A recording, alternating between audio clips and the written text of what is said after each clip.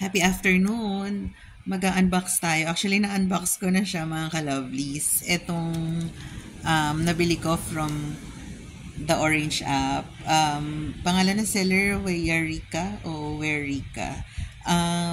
Actually, medyo matagal ko na na-discover yung store na to. Actually, it's not a paid paid item or paid advertisement. Natawa lang ako kasi sa halagang 199 ang dami ko nang nakuha na item. And FDA approved ba yun or FDA notified yon ganon. Actually, before buying items, tinitignan ko talaga if yung product is FDA approved or notified para sure tayo na safe. So, chinek ko naman siya. Nabili ko lang tong items for about 199. Then, I'll make a review on each of this. I-share ko lang isa-isa ng mabilis. Ito, actually, nirequest ko to sa kanya. Nakabili na ako nito before, pero pinamigay ko kasi sa ate ko. Nagustuhan ko to kasi first time ko lang maka-encounter ng lotion na hindi siya malagkit kahit sa weather natin or kahit pagpawisan ka pa.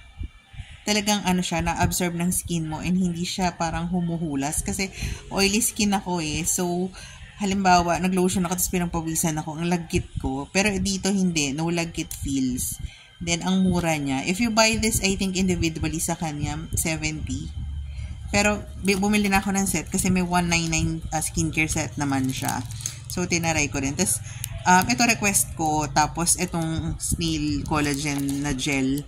Pwede ka kasing mag-request sa kanya as long as available dun sa shop niya, yung pipiliin mong laman nung skincare set mo. Actually, 199, may 299. Pero pinili ko yung pinakamura.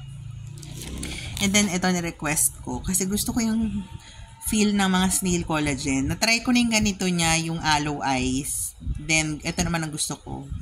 Kasi gustong-gusto ko yung mga products na may niacinamide. Kasi big pores. So, ang niacinamide kasi is nakakatulong sa barrier ng skin natin. So, ayun. And then also, may kasama siyang brush. Nasaan na ba yun? Yun. Hindi ko na nasabi na gusto ko ng pink, pero okay lang din naman kasi nag-match naman din dun sa color ng pink yung black. So, pag mag-a-apply ng collagen, you can use this brush. And then ito, maganda tong na to, sunscreen na to kasi SPF 50 PA+++. So, talagang double protection siya. Actually, triple protection siya from the sun. And then, yung 20 sachets na to, pero sa isang sachet, sa akin nagagamit ko siguro mga 3 days. Kasi matipid siya gamitin.